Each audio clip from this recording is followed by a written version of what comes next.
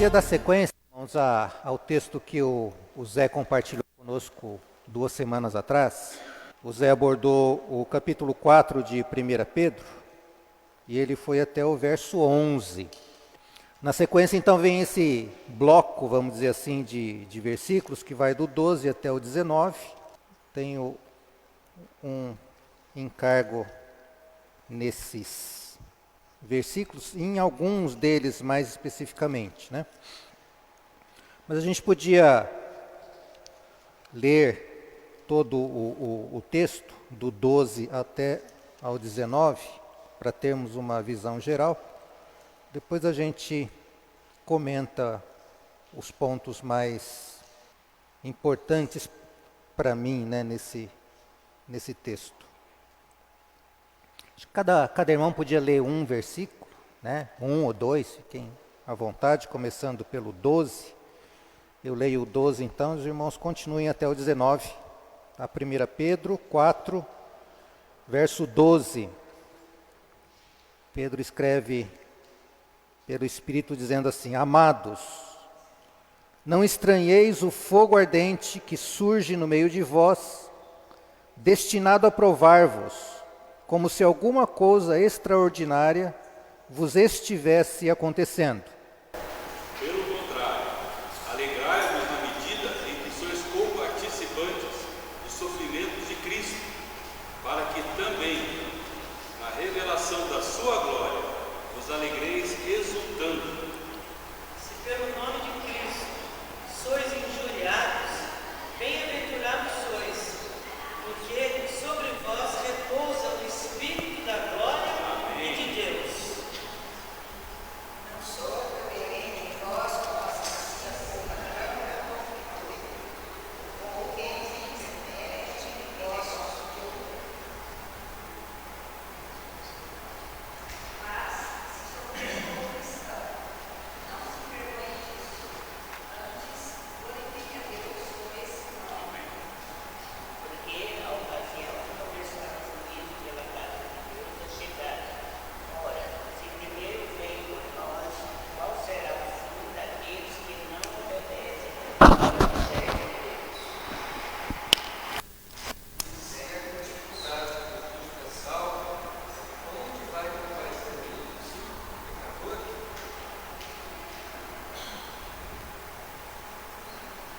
Por isso também os que sofrem segundo a vontade de Deus, encomendem a sua alma ao fiel Criador na prática do bem.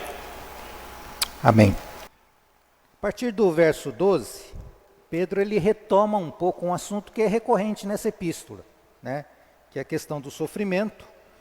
No início do capítulo 4, Pedro já tinha tocado um pouco nesse assunto, né? Ele começa o capítulo 4 dizendo: Ora, tendo Cristo sofrido na carne, armai-vos também vós do mesmo pensamento, pois aquele que sofreu na carne deixou o pecado, para que no tempo que vos resta na carne, já não vivais de acordo com as paixões dos homens, mas segundo a vontade de Deus.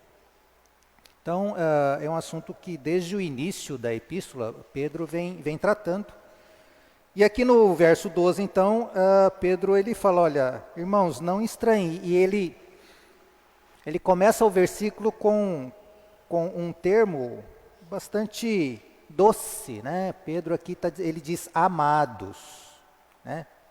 Então é um sentido assim de proximidade, de estar junto, né? É um sentido de acolhimento. Então Pedro ele escreve e trata, se dirige aos irmãos como amados, e ele já fez isso em outros versículos nessa mesma carta. No capítulo 2, verso 11, por exemplo, ele também usa esse termo, amados, né? Então, era esse o sentimento que eu creio que Pedro tinha, né, com relação aos destinatários da carta dele.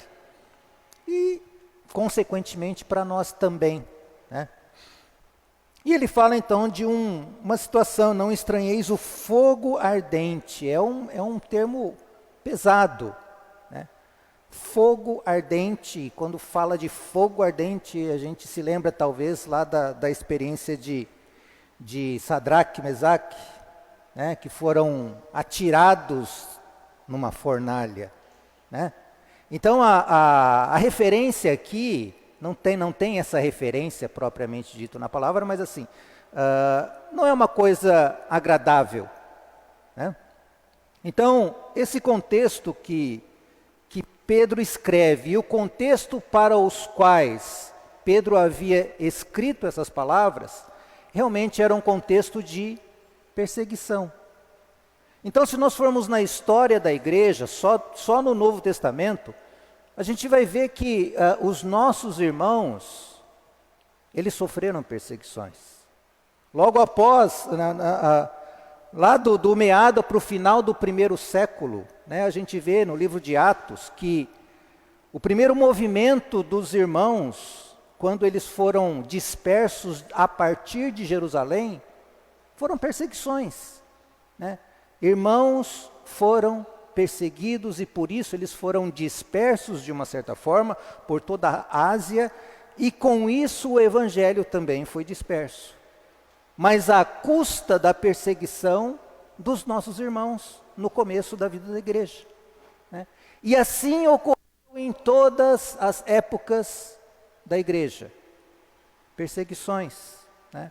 Um pouquinho mais para frente a gente vê assim, ainda na época que o apóstolo Paulo era vivo, né, conta a história, né, que cristãos eram usados como tocha para iluminar, eram queimados vivos, né?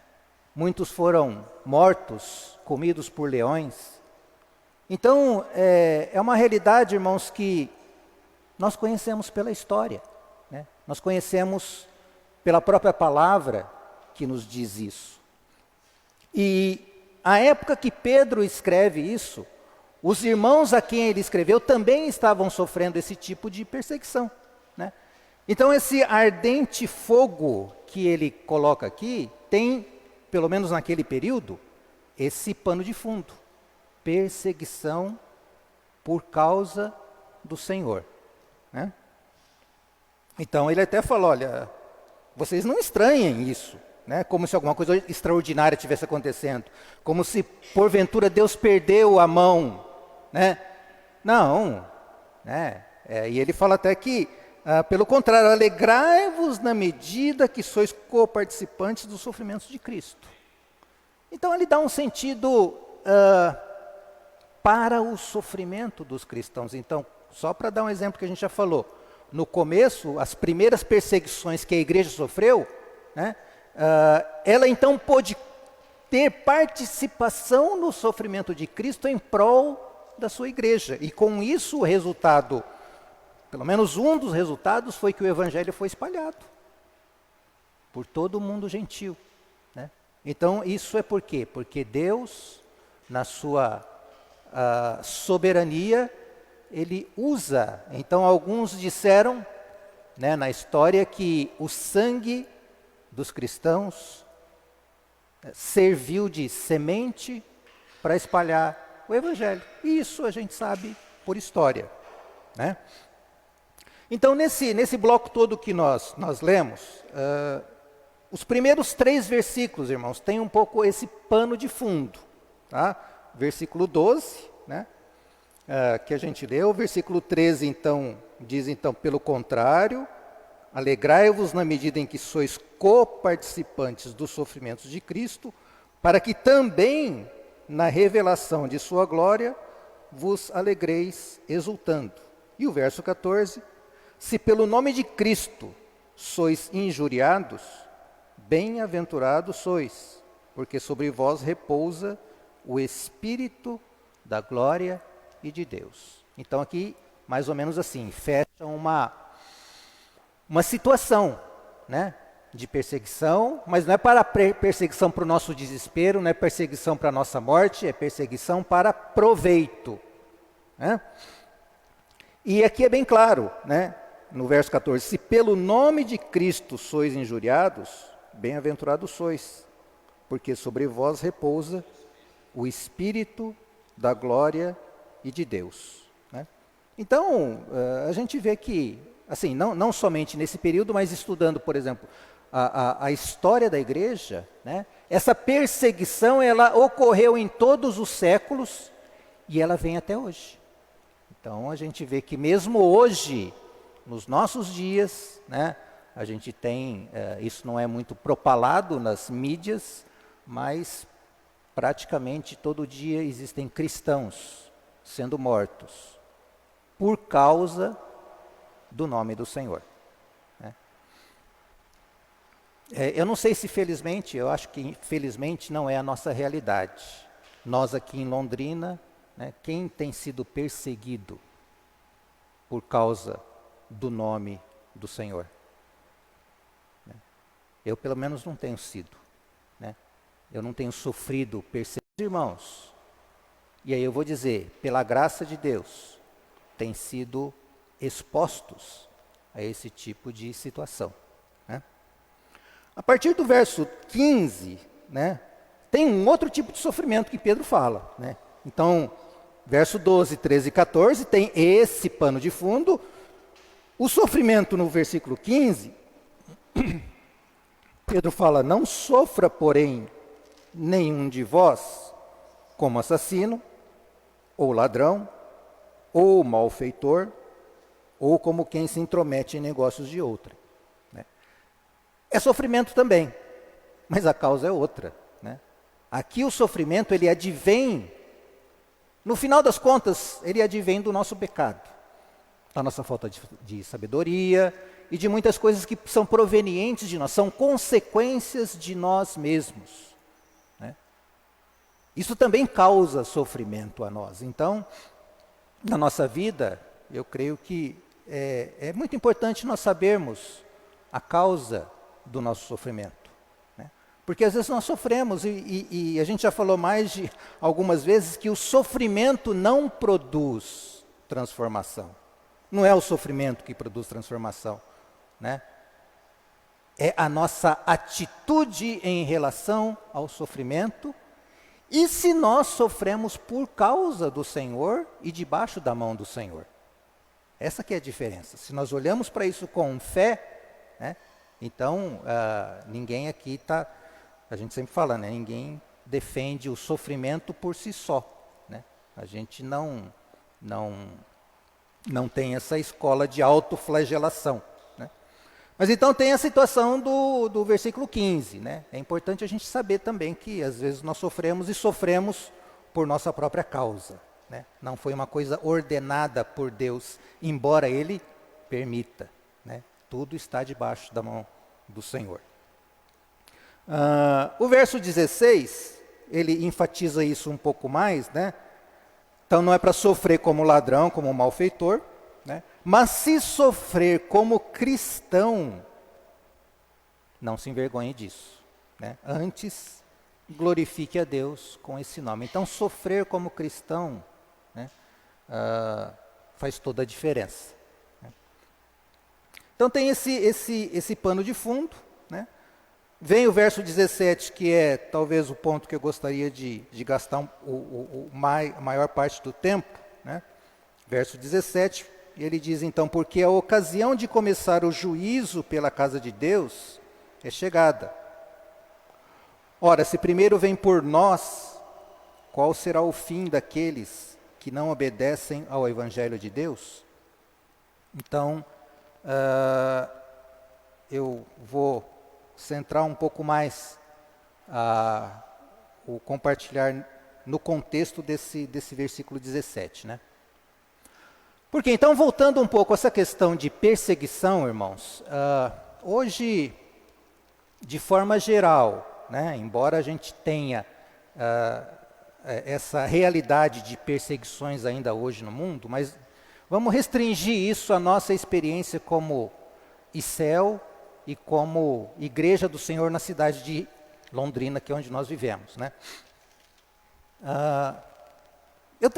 Eu às vezes não, a gente sempre deve ler a palavra e tentar aplicar isso, e eu fiquei tentando aplicar isso. Senhor, como é que eu aplico esses 3 primeiros versos do que nós lemos, a minha experiência? Eu falo, Senhor, eu não sei o que é isso. Eu não sei o que é ser perseguido por causa do nome do Senhor. Eu não sei o que é ser morto. E nem quero. Né? Acho que nenhum de nós em sã consciência deseja isso. Se o Senhor ordenar isso, se for da vontade dEle, amém. Né? Mas pelo menos por enquanto não é essa a nossa realidade. Né?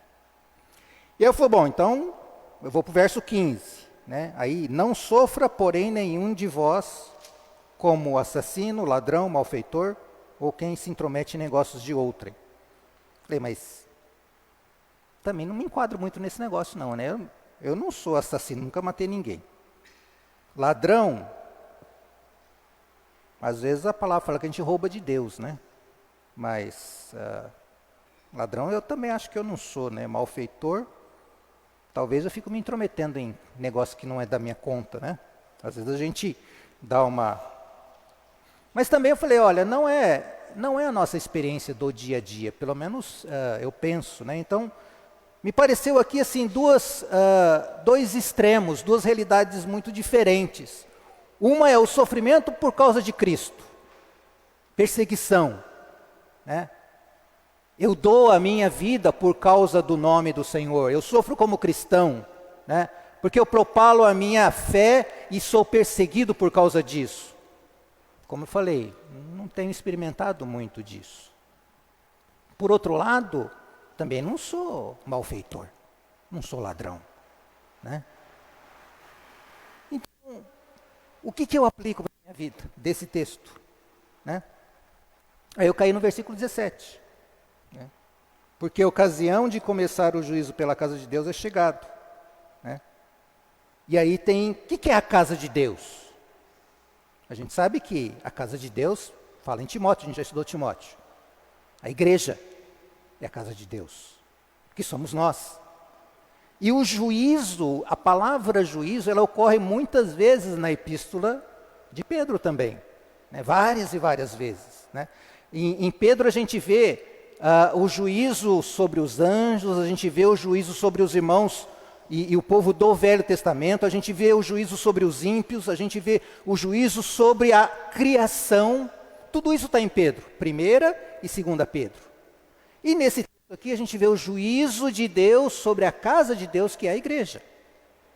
Então, pensando nessas coisas, o juízo de Deus sobre a sua casa, e nós mesmos, e a minha experiência, como que eu aplico isso? Aí veio para mim Apocalipse. Apocalipse, capítulo 2 e 3. As 7 cartas às 7 igrejas da Ásia. Porque a gente fala de juízo, o juízo é uma coisa que a gente também não gosta. Da mesma forma como nós não gostamos de sofrimento, a gente também não gosta de juízo. Mas o juízo de Deus é algo certo. Ele já aconteceu e vai acontecer. Né? E o livro de Apocalipse, então, irmãos, então eu vou colocar Apocalipse dentro desse contexto de 1 Pedro 4,17. Né? O começo do livro de Apocalipse é muito interessante, porque fala que é revelação de Jesus Cristo. Nós vamos ao livro de Apocalipse querendo revelação de fatos que vão acontecer. Então é a nossa curiosidade. Mas começo de Apocalipse fala que o livro é a revelação, também é das coisas que irão acontecer, mas principalmente é revelação de Jesus Cristo, da pessoa do Senhor. Né? E João então está lá na ilha de Patmos, né, já no finalzinho do 1º século. Ele era então o último dos discípulos do Senhor que estava vivo ainda, já velho, né? E João então é levado aos céus e o Senhor se apresenta para ele. Então ele tem a visão desse Jesus que é revelado para João. Né? E uma coisa que salta aos olhos, a gente já viu, Apocalipse capítulo 1, verso 12 e 13, né? Então, tem todo aquele contexto, e João, então, ele diz no verso 12 de Apocalipse 1, voltei-me para ver quem falava comigo, e voltado vi 7 candeeiros de ouro, e no meio dos candeeiros, um semelhante a filho de homem, com vestes talares, e cingido à altura do peito, com uma cinta de ouro. Eu vou continuar. Sua cabeça e cabelos eram brancos como a alva lã, como neve, os olhos como chama de fogo, os pés semelhantes ao bronze polido, como que refinado numa fornalha, a voz como voz de muitas águas. Então essa visão que João teve do Senhor, ele viu o Senhor andando no meio dos 7 candeeiros. E a gente vê pelo contexto que os candeeiros são as 7 igrejas. Trazendo isso para nós hoje, irmãos. Hoje, nós experimentamos isso. O nosso Senhor, Ele está andando no meio dos candeeiros. Ele está no meio de nós. Uma coisa que, às vezes, nós passamos batido, porque a gente fala muito, é esse senso da presença do Senhor, todas as vezes que nós nos reunimos. Todas as vezes que nós nos reunimos em nome do Senhor.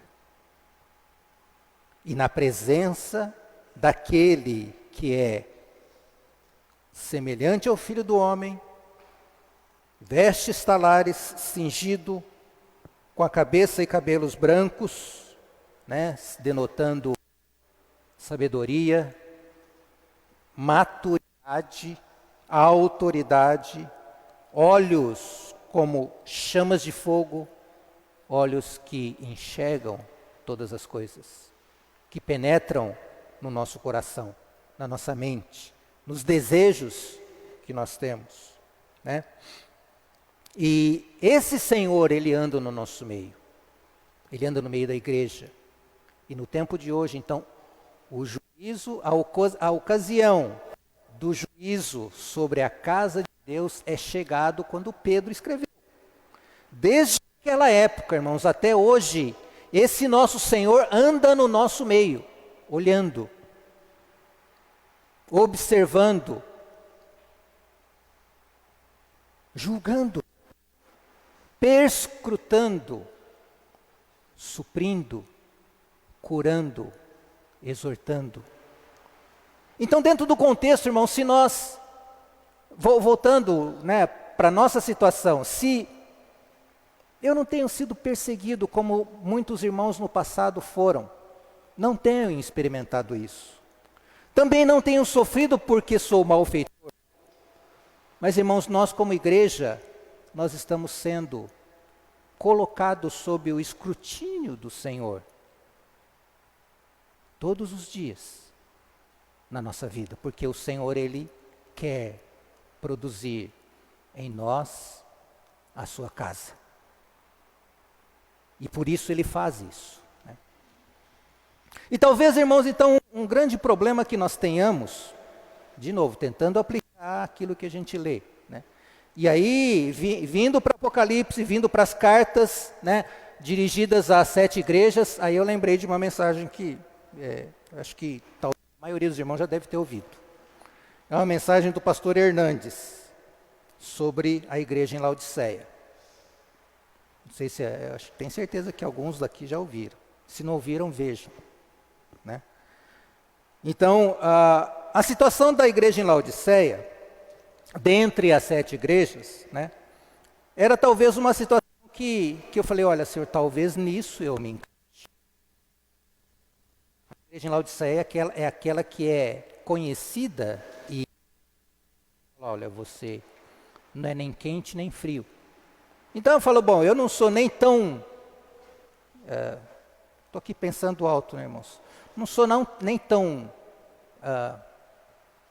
eu não sei a palavra correta, mas não sou tão santo assim para ser perseguido pelo nome do Senhor, então não estou experimentando isso. Não é uma questão de ser santo, né? Mas o Senhor não tem ordenado isso para a minha vida e para a nossa vida, né?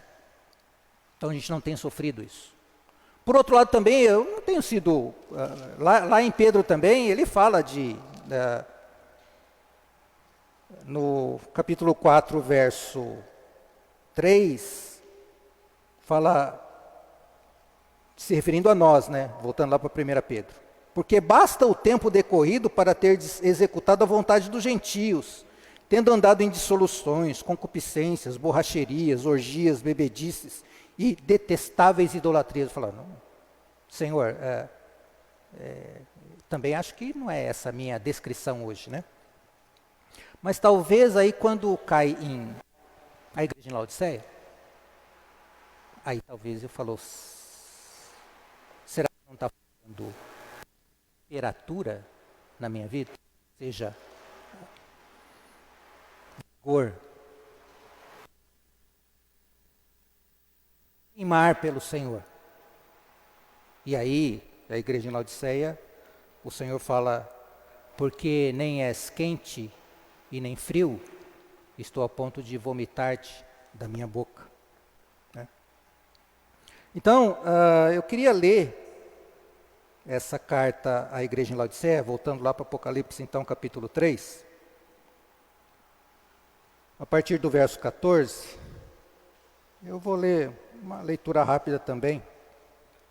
Apocalipse 3, verso 14 até ao 22. Então lembrem-se que o Senhor está passeando e andando no meio das igrejas. Para cada uma, Deus, ele escreve uma carta específica para cada uma delas, dizendo da situação. Na maioria delas ele faz um elogio, ele aponta alguns problemas e faz uma chamada de arrependimento. E depois no fim ele sempre fala, quem tem ouvidos, ouça o que o Espírito diz às igrejas. Então, verso 14, Apocalipse 3. Ao anjo da igreja em Laodiceia escreve, essas coisas diz o Amém, a testemunha fiel e verdadeira, o princípio da criação de Deus. Conheço as tuas obras, que nem és frio nem quente. Quem dera fosses frio ou quente. Assim, porque és morno e nem és quente nem frio, estou a ponto de vomitar-te da minha boca. Pois dizes, estou rico e abastado, e não preciso de coisa alguma. E nem sabes que tu és infeliz? Sim, miserável, pobre, cego e nu.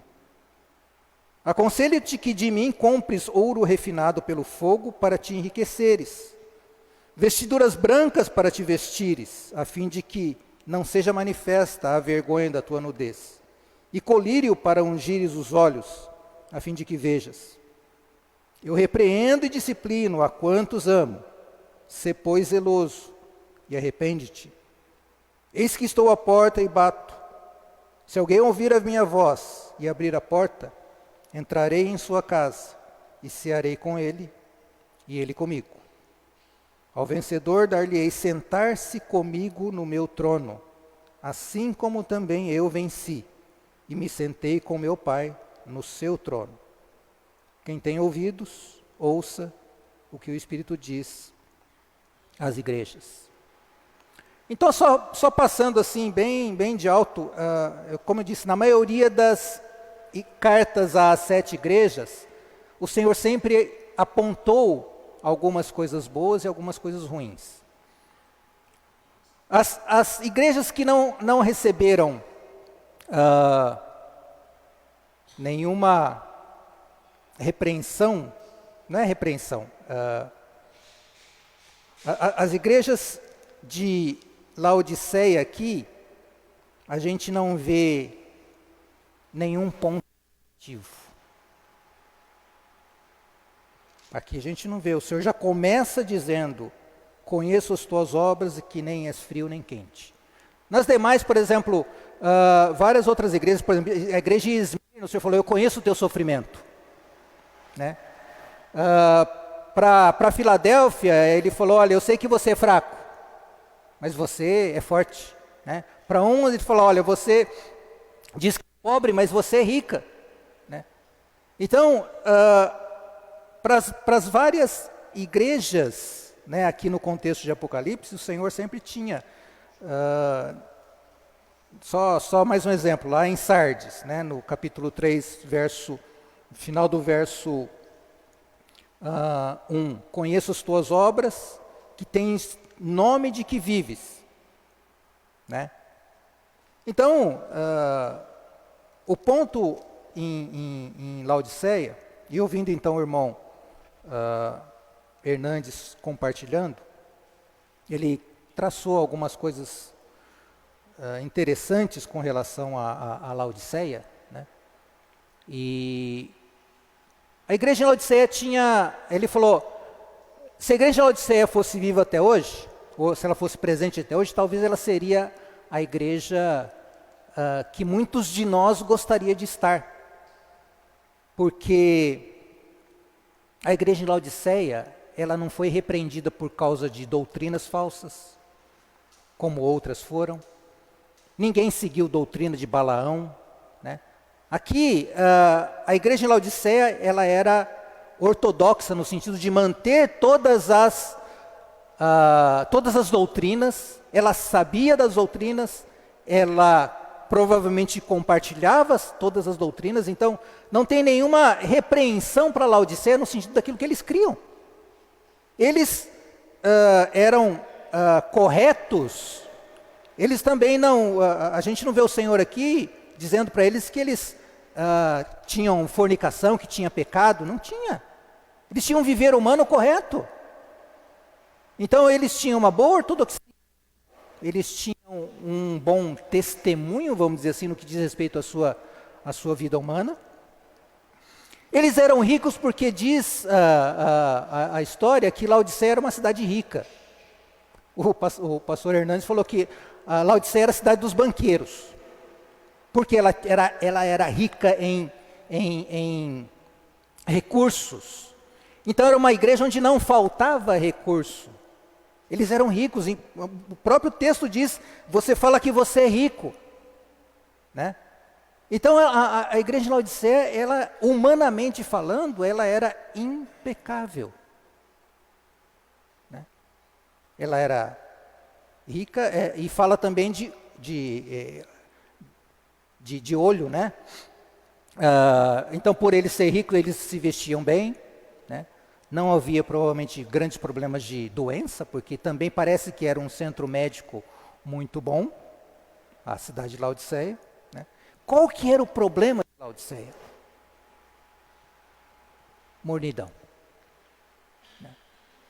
Então, na superfície, estava tudo bonito. E para nós então, irmãos, o que eu fiquei tomando, né, para mim, tentando então aplicar o texto de Pedro, voltando de novo, né? Bom, eu não estou sendo perseguido. Também não sou ladrão. Senhor, então o que eu sou? Ele falou, Sérgio, talvez você seja morno. Falta paixão. E só por exemplo, para a igreja em Éfeso, algumas coisas que a gente pode pegar para nós, né, e que eu pego para mim também. Para a igreja em Éfeso, o Senhor fala que eles tenho, porém, contra ti, que abandonaste o teu primeiro amor. Éfeso foi a primeira igreja, né? Ele fala para Éfeso, conheço as tuas obras, o teu labor, a tua perseverança. Vocês não toleraram homens maus, puseste às provas os que si mesmos se declaram apóstolos, têm perseverança, suportaste as provas por causa do meu nome, mas vocês perderam o primeiro amor. Ele diz para Éfeso, né? Para Esmirna, então, o Senhor fala que ele conhecia o sofrimento deles, né? E para Esmirna, o Senhor não dá nenhuma repreensão, né? Praticamente é o seguinte, olha, vocês sofreram e assim, eu acho que é sugestivo porque o sofrimento, como Pedro diz, ele traz para nós o sofrimento segundo Deus, a perseguição segundo o Senhor produz em nós o fortalecimento da nossa fé e produz em nós um coração que está próximo do Senhor. né? E para Esmirna, então, basicamente assim, olha, não temas, né, as coisas que você... E assim, olha, a coroa da vida já está esperando vocês, né? Aí vem Tiatira, eu queria só falar agora da carta à igreja em Sardes, né? Sardes, fala um pouco no verso 3, fala, lembra-te, pois, do que tens recebido e ouvido, guarda-o e arrepende-te. Porquanto se não vigiares, virei como ladrão, e não conhecerás de modo algum em que hora virei contra ti.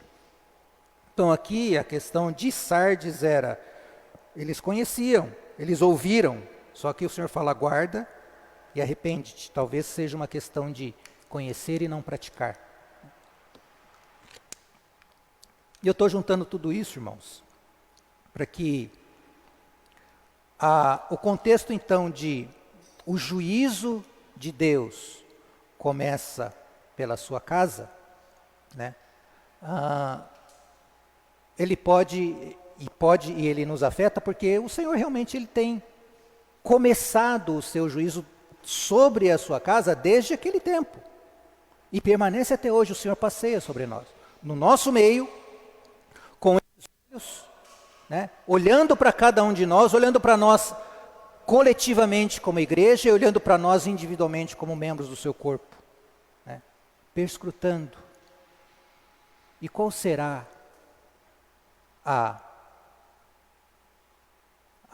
o diagnóstico do Senhor na vida de cada um de nós e na vida da igreja, né?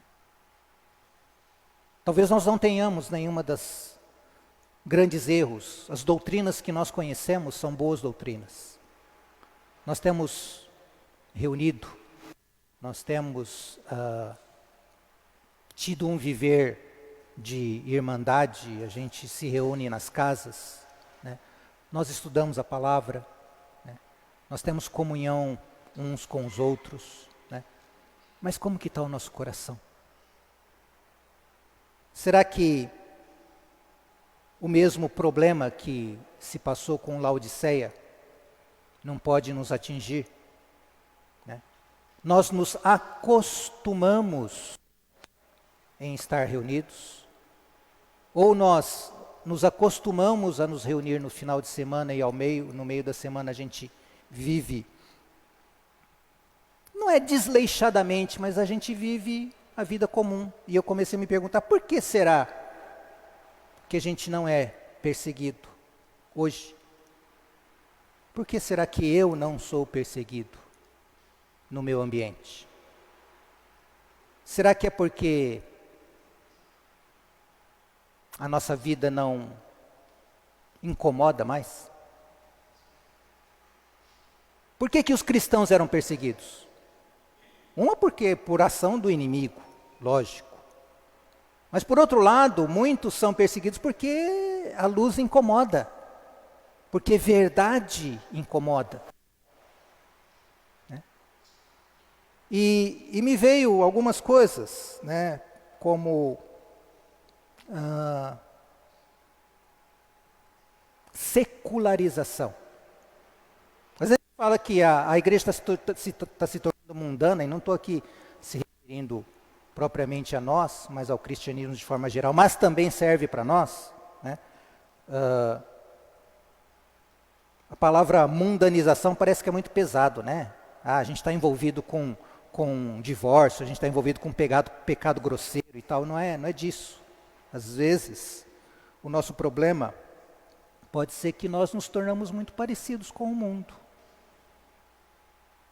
Nós buscamos as mesmas coisas que o mundo busca. Nós amamos as mesmas coisas que o mundo ama. Nós fazemos as mesmas coisas que o mundo faz. Então, nós somos iguais. E por que o mundo vai nos perseguir? Porque, vocês são igual? Não tem motivo nenhum para perseguir. Só de vez em quando lá, aquele povo lá reúne, mas tudo bem, né? A gente não incomoda, né? Não foi para isso que o Senhor nos chamou. Quando Ele anda no meio das suas igrejas, Ele está procurando mais dele. em nós. E o Senhor aparece para a igreja em Laodiceia, né, falando tudo isso, né. O problema, essencialmente, acho que da igreja em Laodiceia é que ela começou a olhar muito para si mesma, ela ficou satisfeita consigo mesma, né. A igreja em Laodiceia não tinha perseguição, ela tinha paz. Ela gozava de paz nas suas reuniões, né. Elas não tinham necessidade, né.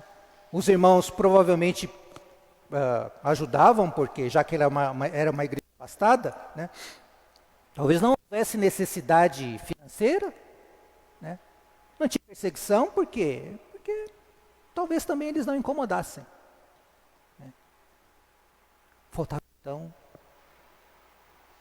um coração que amasse realmente o Senhor de todo o coração, com amor ardente.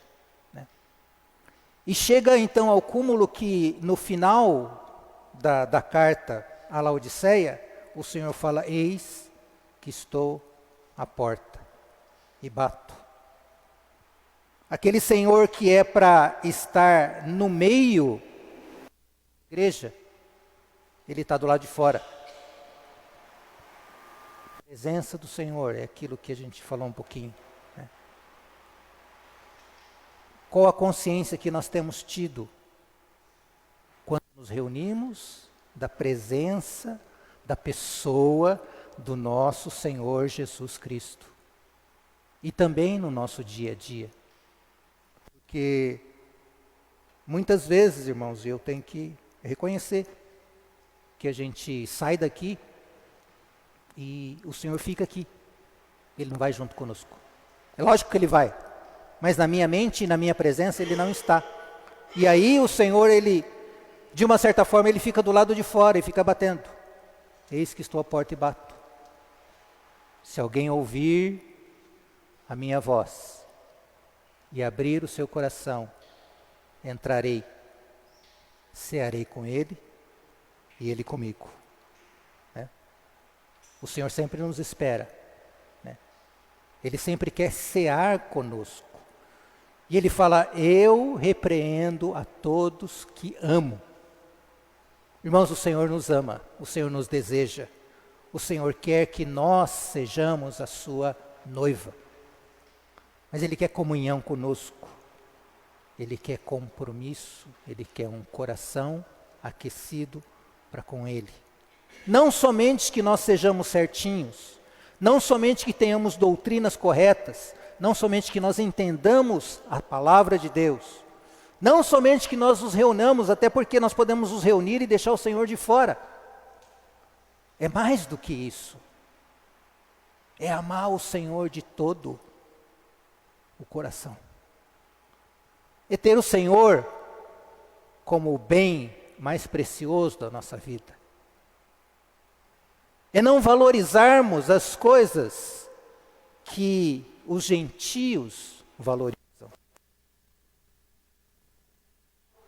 Penso que nesses últimos dias, nesses últimos tempos, o ataque do inimigo, acho que ele mudou realmente de tática para a grande maioria dos cristãos, que é não mais trazer perseguição. Porque quando ele persegue a igreja reage. E o sangue dos cristãos semeiam o Evangelho. E aí o que ele faz? Ele deixa vir paz. Paz e prosperidade. Nós nos acomodamos, nós começamos a gostar da vida assim como ela é. Nós gostamos de trabalhar, não que seja errado trabalhar, nós precisamos trabalhar sim, né? O grande problema é nós nos acomodarmos com isso e acharmos que está tudo bem, está tudo normal. E aí, o pastor Hernandes falando um pouquinho, né? Ele falou: olha, eu estive na Inglaterra, estive na Alemanha, né? Os berços históricos do cristianismo, da reforma. aqueles grandes nomes do passado que a gente viu, ele falou, não tem mais nada. As igrejas estão fechando. Muitas não têm nenhum jovem. Quando a igreja não fechou, tem alguns poucos cabeça branca lá. Então são os velhos que permanecem. Né? E, de certa forma, irmãos, às vezes nós precisamos realmente passar por provações, por dificuldades, porque a dificuldade, ela nos aproxima do Senhor e nos aproxima uns dos outros. Né? Então, tem uma figura também que vem vindo assim, né, na minha cabeça, que eu ouvi uma vez, até que ponto é realmente totalmente verdade, mas como ilustração eu acho que serve. Né? Até acho que eu já contei aqui, que é aquela questão do filhotinho da águia que está lá no ninho, né? Que a águia faz o seu ninho lá, normalmente lá nos penhascos, e ela faz o seu ninho normalmente com galhos secos, espinhosos, né? Só que ela, para forrar então esses montes de galinho todo cheio de ponta, né? Ela pega as suas penas e forra o ninho para o ninho ficar gostoso, né?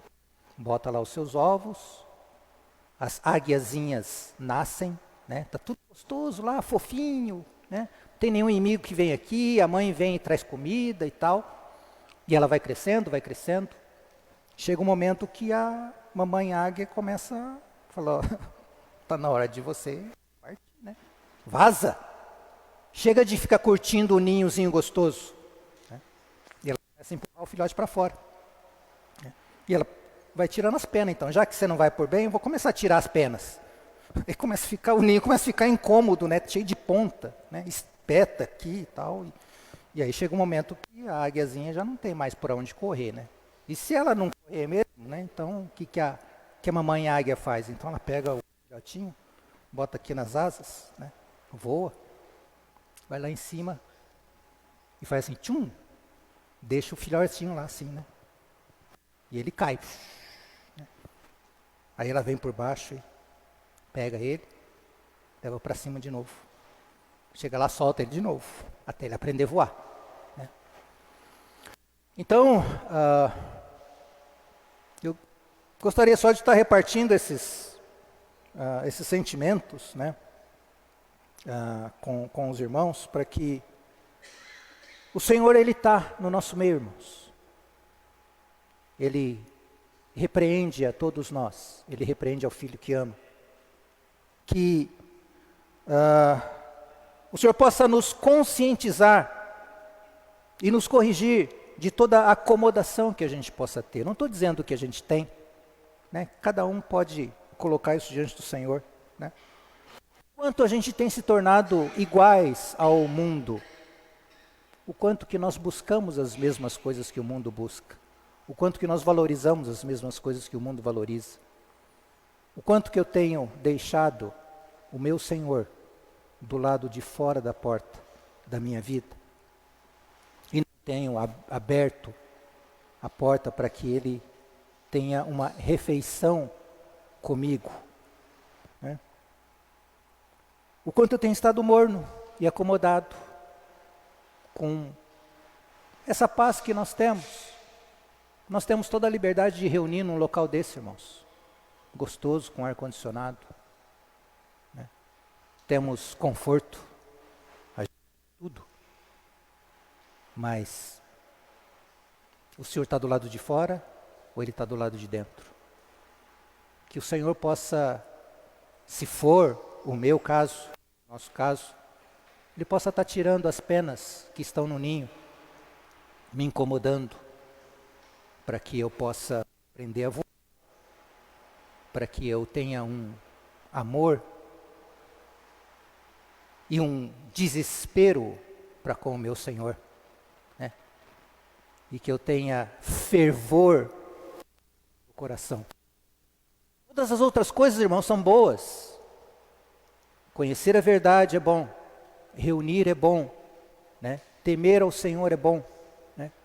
Mas não é suficiente. Nós precisamos voltar ao nosso primeiro amor.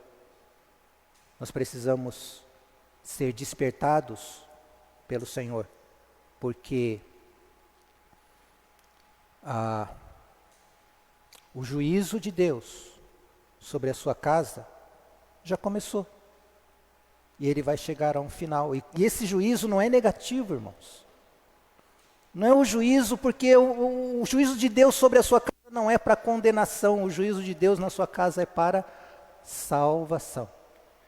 É para a nossa restauração. É para a nossa recuperação. Então ele fala, aconselho-te que compres de mim ouro fino, vestes, colírio para os teus olhos, para que a gente possa diante do nosso Senhor. Então que o Senhor tenha graça e misericórdia para conosco, né? Para que nós sejamos despertados, né, da nossa situação e para que Ele tenha caminho na nossa vida. Amém.